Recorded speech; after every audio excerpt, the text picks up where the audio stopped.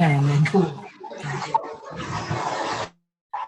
good morning, everyone, and welcome to our keynote address on Friday of the MACAE Spring Virtual Institute, the State of Adult Education. I'm Petra Brown, Director at MACAE. We've got just a few seconds. We'll let folks trickle in, but I'm so happy to be joined by colleague and friend, our Adult Education Services Manager, Erica Luce. Good morning, everyone. Thank you for having me, Patrick. And we are so glad to have everybody as people are coming in. We'd love to see you say hello in the chat. Many of you have been connected with virtually in many different ways. And we just love to see everybody coming on. This would also be a good juncture to say that over the last few months, Erica and I have been facilitating some informal discussions and conversations called Adult Education Coffee Conversations. And so those are just quick 30-minute virtual conversations with you and maybe members of your team. And so if we do reach out to you, we'd invite you to accept that invitation and just be a part of those conversations as they continue forward.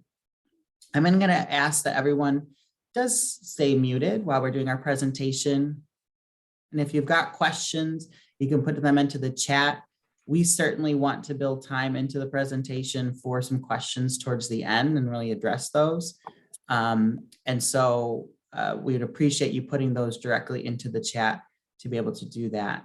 If we're for some reason not able to address all the questions, we will do our best to kind of circle through some of them in our remarks. And certainly some very important ones, or if we notice some gaps in our information, we can try to address some specific ones at a later time. But we will get started. So thank you again for joining us for this State of Adult Education update.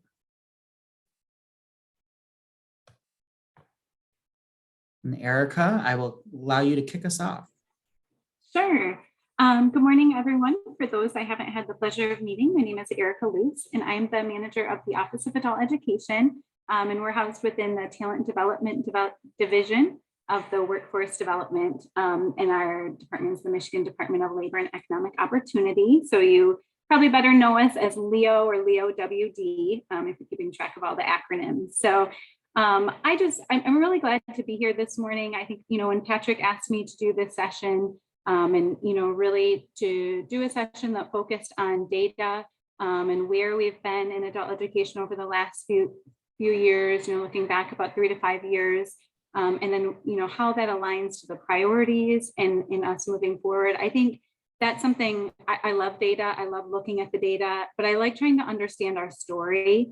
And so I think that was just an opportunity that I jumped at, to take this chance to kind of step back and look not only at specific measures or points in times, but really try to look at trends and try to help all of us kind of have that discussion to refocus. There's been so much change and so much going on over the last few years, as we all know. And I think it's just always a great opportunity to reflect back on the data and then look at where we're trying to go and trying to kind of map that course ahead. So I appreciate the opportunity to be here today and look forward to the discussion. And thanks again, Erica, for being a part of this conversation. Many of you know me as I've been kind of giving updates throughout the Institute, but I'm Petra Brown, Director here at MACAE, now the Michigan Adult Community and Alternative Education Association with our new rebranding. And I came to this conversation with the same intent as Erica, as really trying to understand the impact of our programming, especially as a systems-wide approach. Are we moving the needle in the ways that we do? Are we moving the needle for the people that need us to move the needle, the people that we serve, the participants that we serve?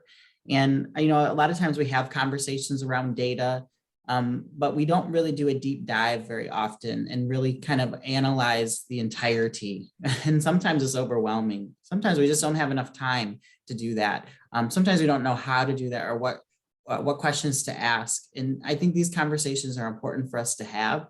So we hope that this will ultimately give you kind of some insights into the statewide perspective of where we are around adult education, but also give you some insights and clues into ways that you could start having these conversations at the local level with your partners and with your own teams. So thanks for being here, everyone. And so we thought it important to kind of give you our perspective of the state of adult education, almost like, the perspective of a State of the Union. And so what we're going to do is invite you to add a word that describes where you think the state of adult education is in Michigan. And you can use the link that will be going into the chat here in just a second, or you can hold your phone up and put into the QR code. But before we do that, I'd invite Erica to share her word, and then I'll share mine as well. Yeah, so Patrick put me on the spot with this, trying to come up with one word. And I think as I was, reflecting and preparing for this presentation, I think what really struck me was, adaptable. I think over the last few years, especially, we have been trying to adapt to changing environments and circumstances and trying to still meet students where they are. And I think that there's been great strength in that and something to be very proud of. But I think that that's something I think that we've been ever changing and adapting. Absolutely. Thank you for sharing that, Erica. We have not shared our words with each other. So this is the first time that we are sharing our words. So the word that I chose is that adult education is ready. And I think why I chose that word is because I feel that we are at an important juncture where we need to not only advocate and express the readiness opportunities that we provide for our participants, but we need to be ready to embrace the opportunities that are coming our way and be a part of many of the wonderful opportunities that are in our state. And so I feel like we need to be in that ready posture in order to take advantage of those and to really kind of move forward. We need to be rejuvenated and we need to be energized in that way. So invite you to add your word to the list, and I'm going to flip over very quickly to that list and we can start seeing some of those words come in. But you can go into the chat and add in and really appreciate many of these words: evolving, improving, opportunity, responsive, dedicated, progressing. I like tired. I thought of tired. Flux, especially in the last few years, I think that's really important to recognize that. There are other words in the chat as well. Dedicated, I love that. And I'll put the link back again if you'd like to fill out that. We appreciate this is that. awesome. Mm-hmm. And this may be something that we share out once we get other folks that the more you put in, we can capture that, and really appreciate you all sharing that this morning with us. Absolutely. All right, we'll flip back over and we'll keep moving. Erica, would you like to talk a little bit about today's session? Sure, and I think that we touched on many of these, but just, wanted to state again, we really want to try and first highlight some of what we think are the most important data points and trends that we've seen in Michigan over the last few years, but not just to review the data itself, but really, leading into that second one, identifying some of the goals and where we may have some gap areas that we want to continue to fill. And we hope that this sparks conversation and curiosity for you, like Patrick said, to go back and run some reports on your program and see what you're seeing in trends and try and answer the questions about what we may be seeing in that. Along with that, I think that we want to just briefly discuss some next steps for future investment, project areas, how we can continue to meet that need and continue progressing, like Patrick said, taking advantage of opportunities that may be coming our way. And lastly, but I think most importantly, we hope to leave you feeling inspired and hopefully provide that direction for you, because we know that there's a lot of work ahead. And I think as we're trying to adapt and change to meet the needs of these various things that are flowing at us and meet our day-to-day, we also want to feel that direction of where we're going and be focused on that. And so I think that that's one of the most important things that they will leave you with today. We also thought it was important to share just kind of 30,000 level and then really get started and really digging into the data was our statewide vision and priorities. We don't work in a silo. We don't work with arbitrary decisions. And so there are visions and commitments that both of our organizations are continuing to make around adult education. We thought it was important to kind of frame that up for you. Yeah, and I would just note that, you know, as you see here, these are the vision and priorities for our state department, the Department of Labor and Economic Opportunity.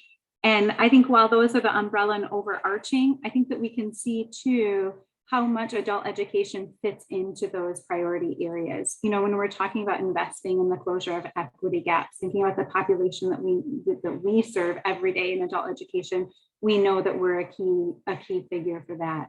Removing barriers to employment as well.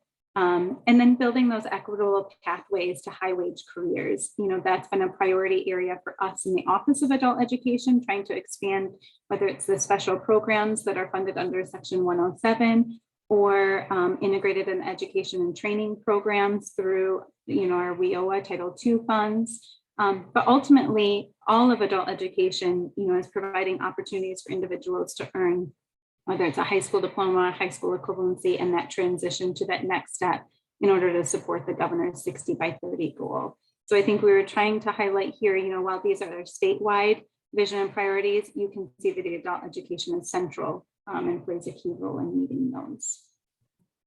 Absolutely. And as a housekeeping note, as we have more folks coming in, I am going to go ahead and just mute everyone. So Erica, you might have to unmute yourself again, but wanted to share a little bit about MACAE's vision and perspective, as we do see some crossovers here. Certainly MACAE's umbrella is wider than just adult education, but really many crossovers here in just the ways in which we're promoting workforce readiness and employment focus, providing impactful programming, quality delivery of service, and really kind of raising the awareness and tying into broader statewide initiatives as well is a priority for many different of the platforms that MACAE represents. So we thought that was important to say that both of our organizations are committed in those ways.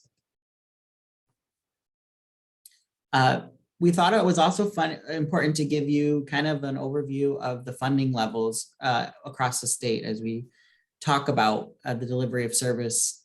Certainly over the last few program years, we've seen continued investments as well expanded investments and opportunities.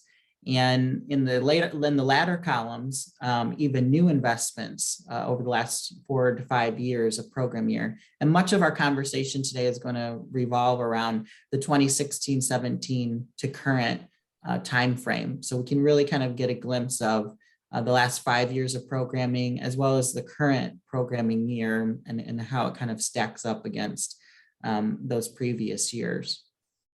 Anything you want to add to this, Erica? No, I think the only thing that I would note, you know, when you look at these years, it's less important, you know, to me, not necessarily just the dollar amounts that we see, but just the trends, you know, the additional investments that have been made in adult education services. We've seen increases in our Section 107 funding, as well as slight increases from the federal level. And then the state investments around the 23 plus in futures for frontliners. And the only thing that I would note also is when we are looking at these dollar amounts for both Section 107 as well as the Workforce Innovation Opportunity Act funds, these dollars represent allocations, not necessarily final expenditures, because as we know, there may have been some variances in each of the years as far as how much was actually spent by providers, but these represent the dollars that were allocated. Also, you know, looking at the last few program years, we think it's important to identify and look at the footprint. We know if you've been in adult education for a number of years, the overall number of providers has steadily decreased over time. And at the same time, however, the number of locations that those providers have offered has increased. And the number of providers receiving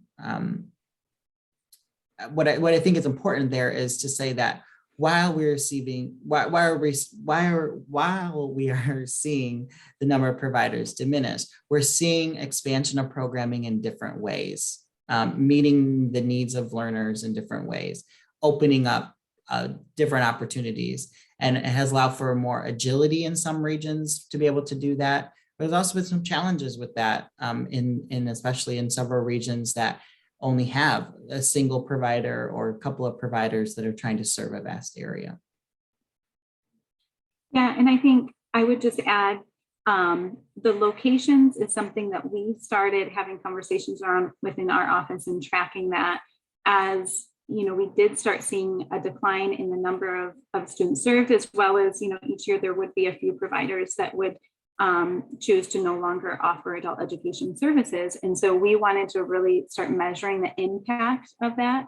And so we do have a note here at the bottom. When we initially started pulling that data, Sue Johnson, who's wonderful, was pulling that for us. And then we noticed last year in 2020, as we were pulling it, that it was including locations that were inactive in mayors. And so there is a year we kind of adjusted how we were pulling that information. So it's just those locations that were showing as active in mayors. And so that does look like there was a drop from 19 to 20, but actually I would say that that's not. I think what Sue had noted to me is in certain times, a provider would inactivate locations at the end of the year so that when they carried over locations, then they weren't carrying over certain locations, even if that location had been active during the year. So we were pulling them all, and then we started having conversations going forward. So I don't want to get too much into the weeds on that, but just note that we did have that at the bottom so you could see. But what we have seen in general is that, as Patrick mentioned, that we have seen increased access points in terms of additional locations over the years. And that's a trend that we would absolutely like to see continuing. Along that lines, I think it's important to look at our footprint as it relates to probably the most important piece of our programming is the participants that we're reaching. And as Erica alluded to, as we were going through, there was lots of different ways that we could have taken this conversation around data. Data is just so interesting, and we went down many a rabbit hole as we were trying to pull this together, but really felt like it was important to acknowledge and look at the number of participants that have enrolled, that's at 1 hour of instruction or more. And then to break that down by adult basic education, adult secondary education enrollment, and ESL enrollment. And you can see that progression over time.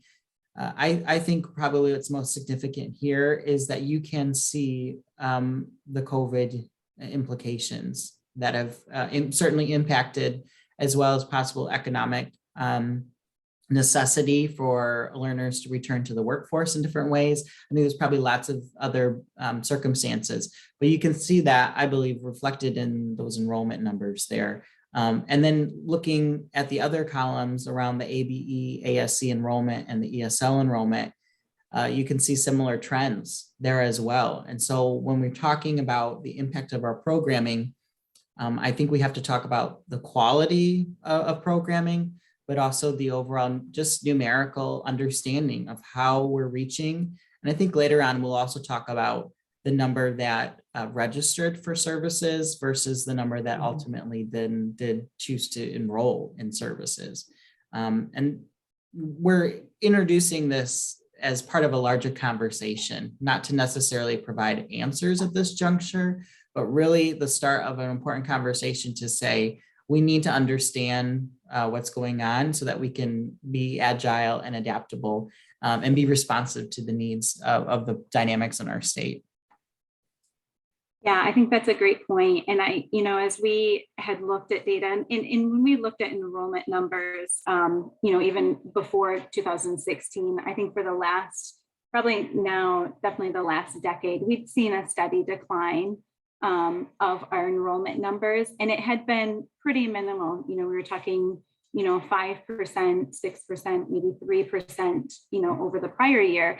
And largely that was attributed to, like Patrick said, a strong economy. And you had jobs that were plentiful, especially for entry-level workers. So if they had to make a choice, they were able to work and didn't feel that pain as much as coming back to school and needing a diploma in order to get a job. But then, when we really look at the pandemic, we did see, a pretty significant decline there. When you look at 2020, our enrollment numbers dropped by about 27%.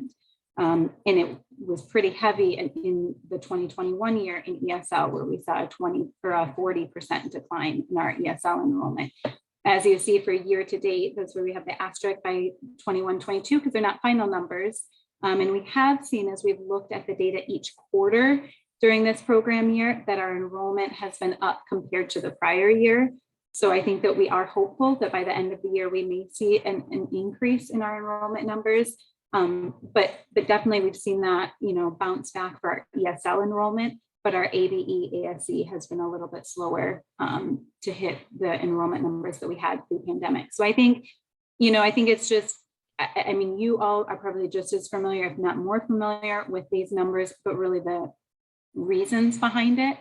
And I think that's what we're always interested to understand what's happening. And so as we can look to, when we talk about increasing access, and outreach strategies, is there specific segments of the population specifically that are not enrolling or having challenges or barriers, or just choosing not to, so we can adapt our strategies accordingly.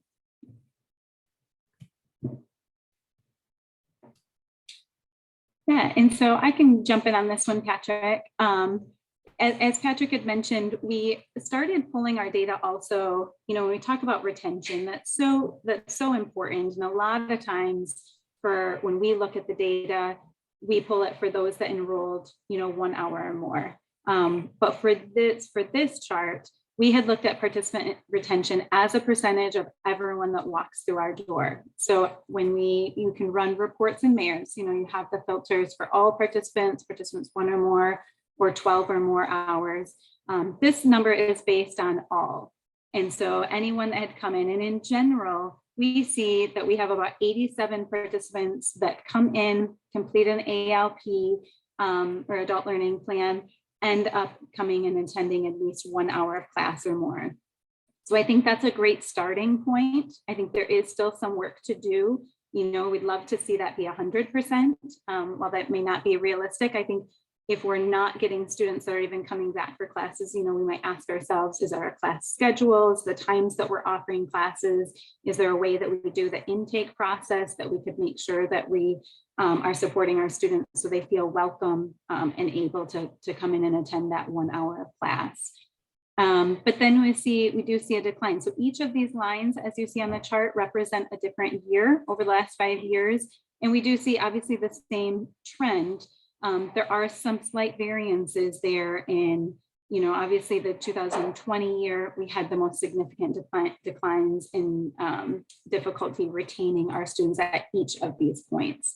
But when we talk about 12 hours, so then the percentage of students that did stay through at least 12 hours, on average, were around 77%.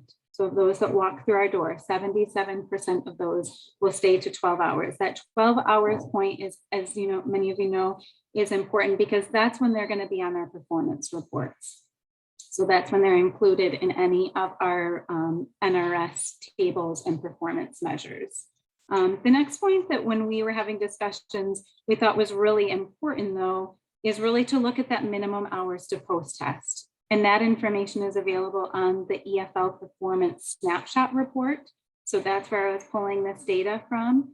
And when we look, the average over the last 5 years is about 56% of our, those that walk through our door will stay long enough to have a post-test. We had a high there of about 61% was in 2016. And so we've been declining since that point. So I think that's an area that we would like to see is at least keeping students into our programs long enough to be able to make an educational gain. And then the next point when we talk about retention, because it's not necessarily just keeping students in our doors, we really want to keep them in the program so they can be successful. And so if we look in terms of the number of participants that maybe it's a measurable skill gain, would include, a gain on their pre or post test, or they attain their high school diploma or equivalency, or they attained one of the Section 107 measures, which is pass one or more tests, earn credits towards a diploma, their English language proficiency. So I think if we look at any of those those outcome measures and to see how many students are we keeping long enough to make that measure, it's around 42%, which is, I just want to note, this is the percent of anyone that walked through our door. So normally when we talk about performance, we're talking about that as a percentage of those that have 12 or more hours. But if we're thinking big picture and really moving the needle, like Patrick said, in how we serve students and meeting the need of our students, I think we want to think about it in terms of, how we can improve as a percentage of anyone that walks through the door. And last year was a low that we saw there of about 36%. So I think when we've talked about retention as being an issue and something that we all want to continue to work on, but I think it's important as a frame of reference to kind of put some numbers to where we are in retaining students in our programs at specific points, because I think then wherever we're losing students, it might be slightly different conversations. Like I said, if they're not even coming in for an hour or they're not making it to 12 hours, is it when our classes are offered or how our classes are being offered, but they're not even able to stay? If it's between 12 hours and then that minimum hours of post-test, is it in the quality or the relevancy or the way the instruction is being delivered that they're not, able to engage or not feeling the importance of staying in the program? And again, I would say the same with in order to get a gain or one of those measures. So I wanted to share this information and hopefully start a dialogue. There's a lot of different ways we can look at retention, but we thought this was a good starting point. We also thought it would be important along that line to look at the multi-year performance overall. And I think we know that this is a lot of data, and as we were kind of looking at making charts and graphs, sometimes it was just better to leave the numerical values in place so that we could see that. And so this is one of those charts that we thought was important to do that. And so I think as you move from left to right, what's important to see obviously is the number enrolled, the post-test mark that has been consistently at 65%. We were meeting some challenges in terms of meeting that post-test rate prior to the pandemic. But you can see that declination over time, especially in the last couple program years, a significant drop there in our overall post-test rate. You see the difference there. And then, like Erica said, looking at the number of participants with that 12 or more hours. So this is the one that's reported to the national reporting system.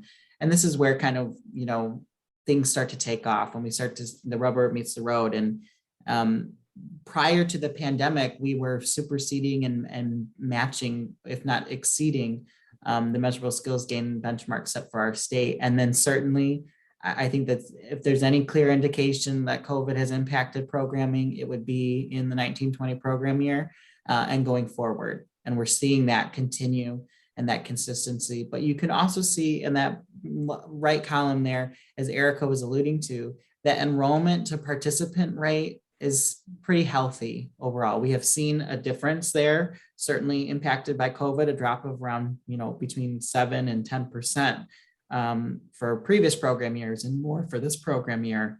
But I think it's just important to kind of understand the landscape there and understand the changing dynamics.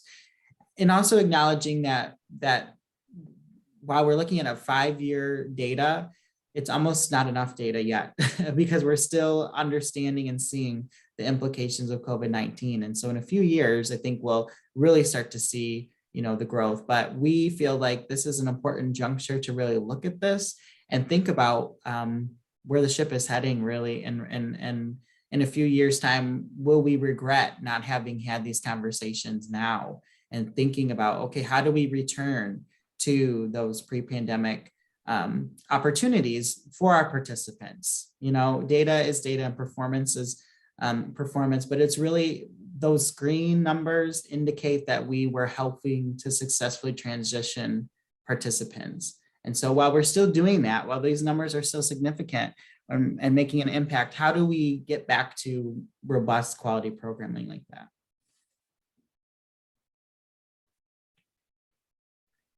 The other thing that we wanted to share was another piece from mayors, and all of this is really mayor's data. And so if you have mayor's access and have a Friday afternoon, we would really encourage you to look through, and we'll talk a little bit about that more, but these are different snapshots that you can obviously pull for our state, but you can look at by your program. And it is very worthwhile for you to do that periodically, to build that as a part of a best practice within your program. Certainly there are programs that are already doing that, but really by doing this, I think you'll be able to match your feelings and sentiments about what you're experiencing with actual data and numerical statistical data. And I think that's both reaffirming, but it also helps you in the decision-making process, which is so important. So one of the things that we want to show you is the EFL, the Educational Functioning Level Performance Snapshot. And so what this does is show by program year, the different groups that were reported to the National Reporting System. Group 1 is those that were post-tested and gained the EFL level. Group 2 is those that were post-tested and made no gain. Group 3 was those that had enough hours to post-test and did not post-test. And then group 4 is they did not have enough hours to complete a post-test. And so I showed the graph here from the most recent 2020-2021 year so that you can see that's how it's pulled out in mayors. Very handy, very easy for you to look at and digest. Well, over the years, I think it's important to kind of look at the trends there. Is there anything that you highlighted, Erica, that was important to kind of draw out from that? No, I think you've touched on it. I mean, obviously, we can see what we already know there is that group 3 that didn't have enough hours to post-test in 1920, when really the height of the pandemic in that spring that we were not anticipating, and it was a challenge to get, post-test. That was, where we really saw those numbers, jump up significantly. But I think, as we look in the 2021 year, and just comparing back to where we've been, that group 1, we always would joke internally as we review this report, really trying to grow the green. We wanted that green group, that group 1, to be the most that it could be. And we're on a pretty good track there. And I think as seen a few comments in the chat.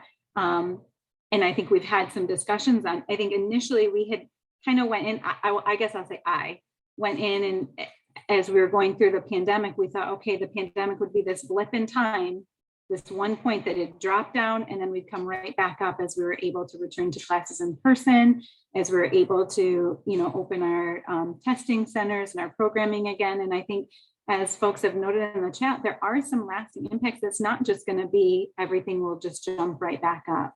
And so I think whether it's, how students are progressing through digital instruction, or if we're using remote testing and that ability, I think this is what's important to look at, not only those groups 3 and 4 and, that didn't get enough hours, or, we weren't able to administer that post-test, but even those that have, and I think the bright spot there then would be that group 2 that they did take a post-test, but they didn't make a gain, that has continued to decline. And so I think that's a bright spot, but really trying to get our group 1 a higher percentage up would be wonderful. But again, we love this report. This is one of my go-to reports in Mayor's, the EFL snapshot report, because it does give so much information, and I love those charts. So definitely encourage, if you haven't run it and you're not familiar with it, please do. I think it's a wonderful report.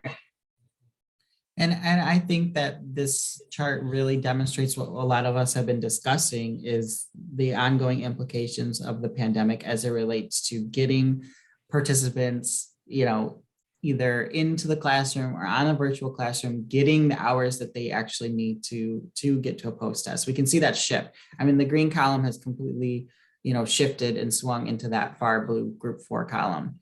What I would just echo what Erica said is that group 2 and 3, it seems as if last year that rebounded a little bit and returned to some, smaller numbers or more normal numbers. Certainly group 3, it would be wonderful to see that decrease steadily over time. 10% of the population that we're serving is just not getting a post-test. They're not coming in to complete that. And it's an important and critical part of our programming.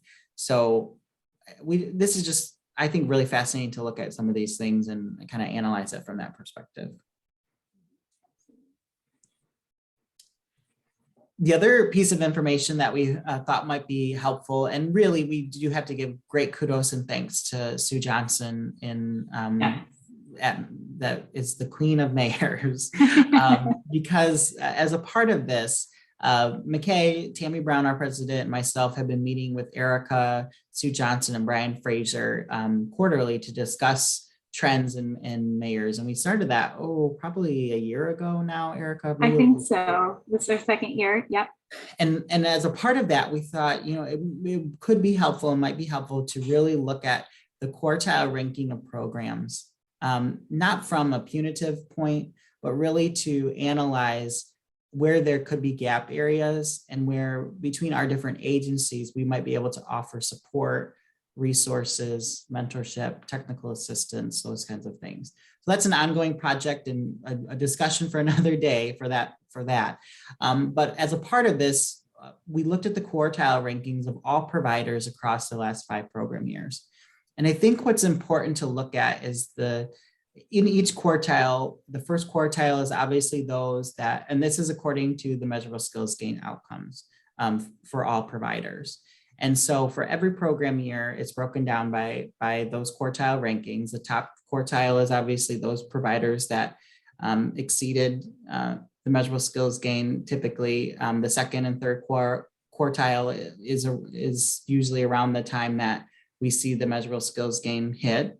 And then even the bottom third and fourth quartile is those providers that perhaps were not meeting the measurable skills gain outcomes. And what I think is important to note is that fourth quartile, a couple of things. First is that fourth quartile, and that 0% indicates that there were providers that did not have any measurable skills gain outcomes throughout various program years. And I think that's very challenging as we talk about emphasizing the work that we do and how important it is, and talking about the hard work that we all put into this. And it's very discouraging when we see those numbers, because that does mean that there are several providers then that did not have any measurable outcomes, which means that they served for an entire program year and none of those participants were able to meet an outcome. There's lots of words to describe that, but I think that's important to demonstrate that, because when we look at that, that's our baseline. That's something that we have to be acknowledging of and indicate that as well. Conversely, in the first quartile, you'll see in some years that there were some that were 100%. I think that speaks to ensuring that we're putting quality data into mayors, and that we're being accurate and we're painting the entire landscape. I'll just say this is MACAE and Patrick talking, not necessarily Erica. It's a little, just as that 0% is a little alarming, that 100% is also a little eyebrow raising as well, because that often, kind of skews our data as well when we have an outlier. And certainly we applaud all programs for the contributions that they're doing and the work that they're doing. But oftentimes when we look at the trends, we see that maybe a lot of the other providers are not in that category. And so you start to kind of, those of us that run data and run numbers start to look at those things and look at those outliers within the quartiles. So didn't want to overwhelm you, but I really think it's important to look at the ranges as well, that the quartiles have shifted over time. And then on the right there, we provided the median measurable skills gain by program year across all the providers. And you can see over the last 5 years, in the first 16, 17, and 18 program years, our median, a number of programs, over half were meeting that target, and we're superseding that. And then certainly, I think we can talk about COVID-19, we started to see that dip. And providers were not. We have seen a slight increase there. You can see a 21 program year. So that's encouraging. We'd like to see that return to some of those numbers that we've seen in prior program years. Anything, Erica, here that you want to mention? No, I think that you covered it. I think, again, definitely thanks to Sue Johnson on our team. What we had, this kind of was based on some information that we received from our federal office, where they would rank each state, or rank all of the states, and they'd show, here's the top 25%, the next 25%, the next, and so forth. So we had these quartiles, and it was really looking, as we negotiate our performance measures with our federal office, they provide that information. So depending on which quartile you're in, if you're not meeting your target each year, then you're at least trying to make improvement towards getting there. And so we thought this was a great way, not only to look at, like Patrick said, not only to look at our high performers, but looking over the last few years when we did show all of we have ranking for each of the providers, so we could look and see, do we have some programs that are consistently below? So we understand COVID. We all, can instantly say COVID went toxic performance, and we understand what that means. But there are some programs that actually have done well even still. So looking at what was it that they were able to do, what strategies were they able to implement that we could share? But then also, when we look at this over years, okay, it might not just be COVID, because this program has consistently been down. Sometimes it's the population, it's a hard to serve population. So I don't want to say that we look at this as, comparing all programs against each other, because we do understand there's wide varieties in how programs are structured and who they're serving. But I think when we look at this, it is important, to see programs that are consistently below, and not just right below, but like Patrick said, when you're in that 0 to 15 to 20% range, I think that that's something that shows us there's some technical assistance needed in what can we do to better serve those programs. And I appreciate in the chat that many are having conversations, which was what we were hoping is that, I think it's going to be not a one size fits all. I think that it's going to be multiple solutions to multiple questions. And I appreciate that conversation that's happening in the chat around a lot of these topic areas. That was really our intent, was to kind of start this conversation and think about ways that we can all work together to address the challenges. Certainly something else we want to share with you, which is a very tangible number. And I think it's something that we can applaud ourselves for the commitment that we've made to doing this. And certainly it's a hot button topic area right now as it relates to high school equivalency and high school diploma completion. But you can see here the total number, this is including for all participants over the last several program years. And you can see the total number of high school diplomas attained and the total number of high school equivalencies attained. And again, not to, keep articulating the same message, but I'll say it once more. You could definitely start to see in that 1920 year that our numbers were impacted. And certainly I would relate that to the pandemic. What I think is telling or important through all of this is the continual, and maybe less on this because it is more about that participant taking the test, but it really is around accurate data reporting and making sure that we're getting up-to-date information, because even when we were graphing much of this data year to date, it made it very challenging to try to see where we were at this juncture 9 months into this current program year, and really kind of say, are we on track? How much data is really missing? Is there a lot of data that's still out there that hasn't been put in? Is this really where we're at? And so I would just make that plea here and that note here as well, but that's so important.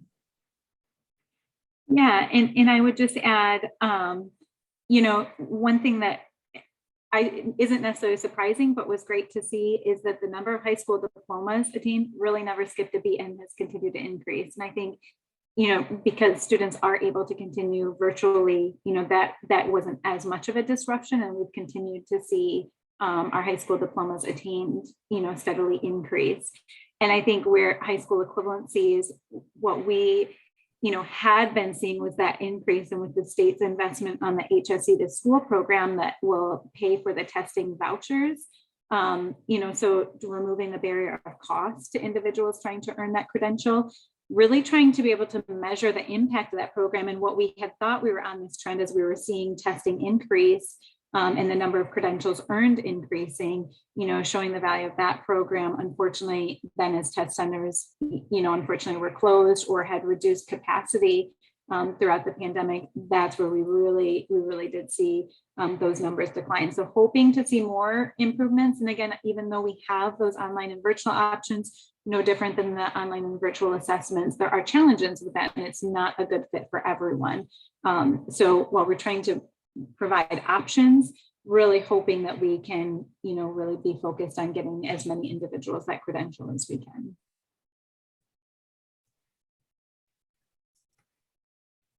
Erica, you want to talk about this one? Sure. And so this is really a compilation of, and in this I pulled your, you can pull NRS Table 5 or the Performance Summary Report. And what I would say is, it's so important to not only talk about what our students are doing while they're in our program, but then when they leave our program, are they able to be successful, and whether they're going on to employment or to post-secondary. And so these, measures kind of show that over the last few years. I will say where the other years we went back to 16, 17 to do the last 5 complete years. If you remember, for 2016-17, that was actually under the previous federal legislation, the Workforce Investment Act, or VIA. And so 17-18 was the first year that we had data around these measures. And we didn't have targets still for a number of years. We were just collecting information.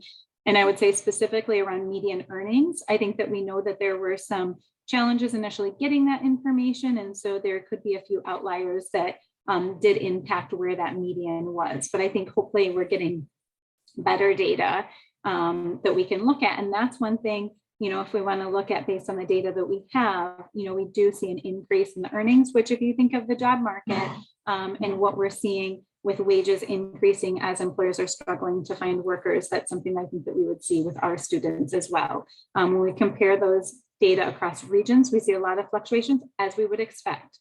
And so I think that that's always interesting. But in general, this is an area that we've had some strength, but I would ask, in something that I have thought of, as Patrick and I were discussing sharing this information, one thing that we would like to really talk about when we're talking about employed, it's not just when they're leaving our program, but comparing that percentage to the percentage of those that come into our program as employed. And so really measuring the impact, how many of those that are unemployed were able to find employment. That was one thing, at the federal level, they were sharing data from all of the states and noted for Title II, the percentage that were employed after exit, in some cases was equal to or even slightly below those that were employed when they came into adult education. So I think this is an area that we would hope to see continued growth in that. And I would say, what struck me as I was pulling the information together was the attained a high school diploma or equivalency and enrolled in post-secondary. So those 3 columns on the right are part of the credential attainment indicator under WIOA, and that one states that an individual must attain a high school diploma and equivalency and then be employed within 1 year after exit, or enroll in post-secondary within a year after exit. And it was pretty striking to see the decline in those that are continuing on to post-secondary. And then similar with that last column there, the attained a post-secondary credential, that percentage is of those individuals that are enrolled in integrated education and training programs, or an IET. So they're doing their basic skills as well as working on a training program that would be leading to a post-secondary credential. And I would say that we've had some strong variances in the number of individuals that were in that cohort. So where I'd say that it was great to see that 52% when we looked at the numbers that were within that. I think in 18-19, we had 17 people in that cohort and 9 of them attained a post-secondary credential. So even though the percentage that have attained a post-secondary credential has gone down, we've actually seen the number in that cohort continue to increase.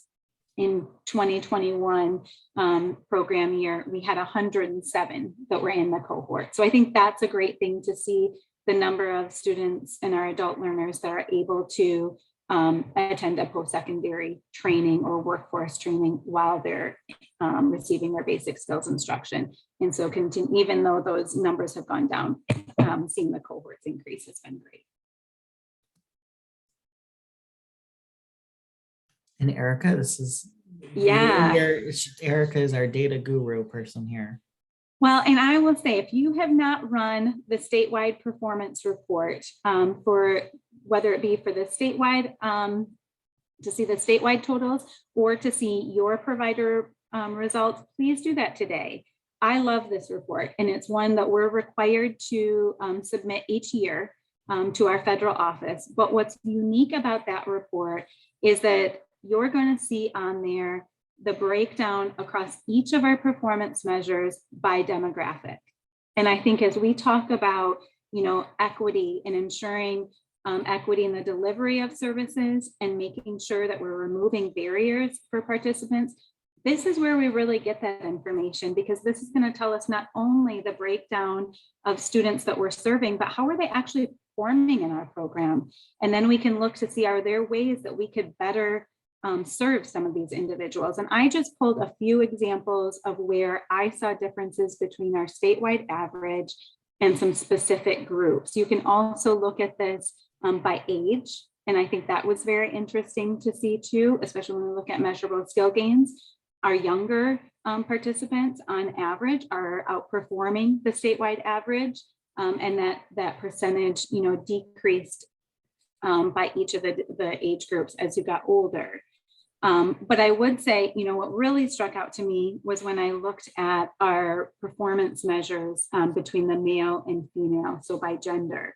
When you look at our measurable skill gains, the females outperformed, that our statewide average, and this is based on 2021 program year, so the last year of data that's available. And our statewide average for measurable skill gain rate was about 37%. We saw females perform at 42%, while their male counterparts were just below 30%. But then as you look at the employment information, that flip-flopped. And I think I saw a few comments in the chat, I think especially as we're looking at the 2021 program year, and even knowing what happened at statewide and national trends with women in the workforce and juggling children that were at home, were learning at home, or didn't have childcare, we did see a number of women leave the workforce. So we really saw that show up in terms of our employment rates and even the median earnings. So I think that was very interesting for me to see, and to really see the data of our students and what that tells us. And then I would also say, I also added just looking at the performance by race and ethnicity. So I did pull a few different performance measures. So if we look at measurable skill gain rate, and then our employment in second quarter after exit, fourth quarter after exit, and our credentials, I think that was really interesting to see. Our statewide averages, again, were around 37% for measurable skill gain rate. We see the Asian significantly outperforming that at over 50%, while the Black or African American counterparts were, around 27%. So how can we better serve those students to make sure that we're seeing measurable skill gains that are, more equal across all race and ethnicity groups? And then when we look at employment, you do see some variances there in terms of, we see higher employment rates for Black or African American and lower for Asian and Hispanic. Those two groups were below the statewide average. When we talk about the credential rate, again, we see a higher rate for Asians and lower for Black or African American, Hispanic, and white was just about the statewide average of 40%. And so I think this is a great report. It also does break down, which I didn't have information or enough space on the slide here, but it does break down by each of our barriers for employment. And I saw someone note in the chat about making sure that we have accurate data as we're collecting that, and hopefully some of the tools that we've provided and how we've rephrased those questions to ask students, provided additional resources on those definitions, helps us to better understand the barriers that students are coming in with. And then you can look at their performance in each of those areas by those barriers. So we can look and see, is there something that we can do to better serve some individuals that are coming into us with some challenges? And maybe we're not doing as well with certain segments of our participants as we should be. So I just wanted to share a couple things, but even more, just wanted to spark some, hopefully curiosity for you to look at the data that's available for your program. And Erica, was this from the 2020, 2021 program? Yes, yes. Yeah.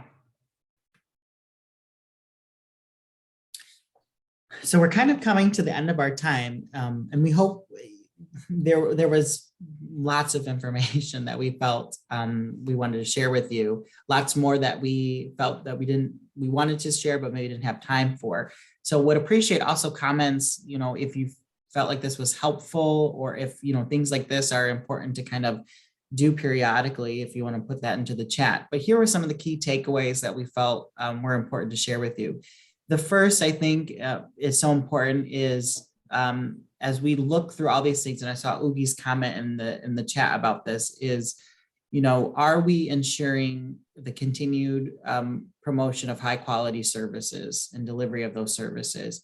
And is that through an equitable lens? In many spaces, I think it's so important that we are, again, being responsive and adaptive to the needs of learners and having policy and practice in place that affords programs the opportunity to be able to do that. Understanding the trends of our statewide measurable skills gain, I think that this is just really important to echo at your local and regional providers. Many of this information or charts, especially the enrollment and registration and post-test is shared with your regional fiscal agents. If you are a Section 107 provider, it's also available for WIOA Title II providers as well. And so we would encourage you to have those conversations with your counterparts within your region or local providers to discuss that and talk about that. Erica, do you want to talk about the last two kind of observations, or any of them really? Yeah, and I think that we touched on the participant enrollments, and kind of the trends that we've seen the last few years. I think most importantly, trying to identify the gaps and challenges for completion and credential attainment. I think we've heard, a number of challenges, but if there is, maybe something that's unique in your area or that you're seeing in your program, please share that, whether it's in these conversations. If you'd like to reach out to our office, we always encourage, reaching out to your WIOA coordinator or Sandy Thielen, your Section 107's coordinator, just having a discussion on some of the things that you're seeing and the challenges that you're having, because I think that's something that we want to make sure that we're aware of. So it's whether, through technical assistance, guidance, professional development, it's on our radar for helping to address.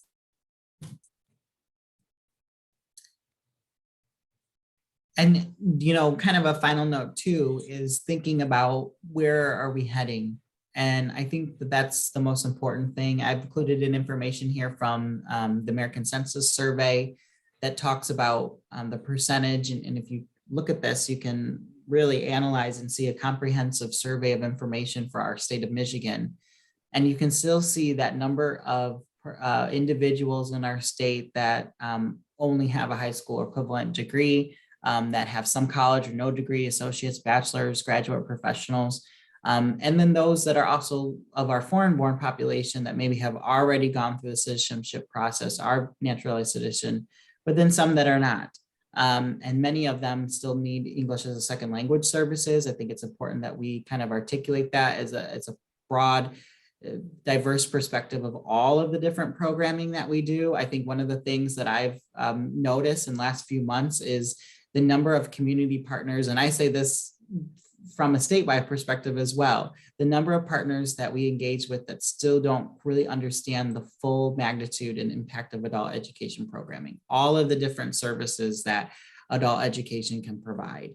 And so I just think that it's important that, as we look forward to next program year and even this program year, if there are spaces that we can continue to create and emphasize not only the need for our programs, but also the diverse array of services that adult education can offer to the community and to participants, to employers, to nonprofit agencies, to the education system, to the workforce development system. There's quite a diverse, we don't only just do GED night school. There are lots of different program opportunities that we provide. And I think I'm proud of that evolution of adult education, but I'm also challenged and kind of really think it's important that we just continue to emphasize all of the different comprehensive programs that we offer.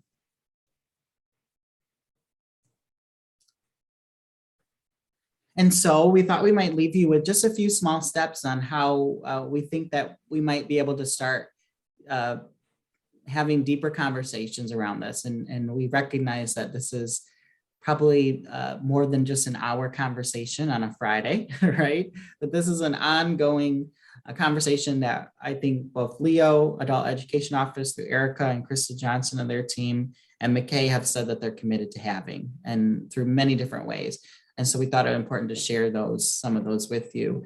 Erica, would you like to talk about maybe the first few? Sure. Yeah. And as you know, I think we've kind of touched on throughout, but really just want to reinforce again. We encourage you, as many of you are, we're seeing it in the chat, and I can't wait to have a chance to read through the chat after. Sorry, we weren't able to address questions throughout, but we'll try to follow up if there's something specifically that you're inquiring about. But continue to participate, whether it's in regional meetings and dialogues or statewide conversations, to make sure that you're sharing about what's going on in your program. I can't tell you how important that is, and how much we pull from you and what we're hearing as we are in conversations, whether it's other states or with our federal office, or even just trying to understand. So please continue to do that. And then what we're going to do is, as Patrick said, we've started to meet with Patrick and Tammy so that we can share. We review the quarterly data that Sue Johnson puts together, but it's so helpful to have that MACAE lens and that pulse on what's happening locally to say, this is what we're seeing. What are you hearing from your membership or providers? And then kind of have that shared conversation. So we'll continue to do that. And also, I'll just touch on the next one too, Patrick, if that's okay. Absolutely. We will continue we put in here strategically participate. We have some national pilots that we took advantage of this last year, the IET Design Camp, as well as Patty Higgins on our team is leading the ANI 2.0 that's looking at math instruction and lesson plans to align with content standards. It's a very time consuming. We greatly appreciate those that have participated in those with us, because we know it was a lot for you as well. So we're going to be strategic to participate in those that we think will best support, where we are and where we're trying to be. And so appreciate your participation in those as well. Absolutely. And I would add to that and say, a lot of our vendor partners have a lot of opportunities for trial curriculum, that you can have, and for a number of days or a number of seats to try different products. I think those things are very valuable. And you know best in your programs what works and what may not. But I think that's important to take advantage of those things as they come up. They want you to do that. Another piece that I would say is that CASAS is currently going through field testing for many of its new CASAS goals, especially as CASAS goals math curriculum test assessment. And so not to go down the weeds of that, but much of that work is basically on their end to embed into the testing process that you already are using some particular questions, and to spotlight a couple of things that they can go through that testing structure, and they can really be field testing that. But it's an opportunity for you to be engaged with that, see what's upcoming, talk to your participants about that. And I believe participants could also get a gift certificate for participating in that. And then lastly, certainly we would encourage folks to be involved with professional development opportunities. As EDSI has come into our state, they've introduced Kiwi through their partnership with Leo WD, and certainly MACAE has a lot of professional development opportunities as well. But we would encourage you to really look at the broad breadth of opportunities that are out there, and to be engaged as you are able, strategically, certainly, and really plug in and really think about members of your team, members of your staff that might benefit from being involved in different professional development opportunities. And so with that, we will leave you. Thank you for being here. A special thank you to Erica Luce, who put in a lot of time and effort and energy to do this presentation. We just want to leave you with MACAE members are invited to our check-in next month, April 20th. And certainly we would encourage everyone to attend the Michigan Adult Education and Training Conference in May. Do you want to put a little plug in, Erica, for that? Absolutely. We're in full conference planning mode and we're so excited. I mean, we really are excited for the opportunity to be in person and to see everyone. We will do it in as safe of a manner as we can to respect everyone's, comfort with being back in person. I know it's going to be a new opportunity for that, but thank you to everyone that submitted sessions. There's going to be wonderful sessions and a variety of things that we'll have. So great opportunities to network, to kind of share, to see each other again, but to learn about some of the great things that are happening. So really look forward to seeing everyone in May. Erica, really quick, do you know when Absolutely. that agenda will be released? Because some people can't complete their registration and get their monies from their school without the agenda.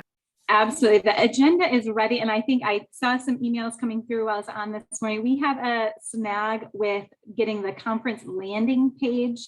And I think actually others can view it, but Patty and I were not able to. There was some snag with the state network not allowing us to view because it's on a vendor's page. So I think once we get that figured out, then we'll send the information out. So hopefully it'll be, in the next day or two, but we may have to share that out separately if we can't get that website today. So that's one of our main priorities right now, Tammy. Well, thank you all. I will just leave on this note and say thank you for sharing your words with us. And we hope this presentation has left you in a space feeling ready and feeling adaptable, because that's what we really feel that adult education is right now. Certainly, there have been some sobering moments over the last few years, but if we're all at the table and we're all having this conversation, I really do believe that we have a forward direction and forward momentum. We just have to keep pushing through, and we really do have to stay committed to this on behalf of the people that we're all serving. So thank you so much, Erica. Thank you, everyone, and we'll take care. We're going on a short break and then right into our next session. Thank you all. All right. Thank you so much. Patrick?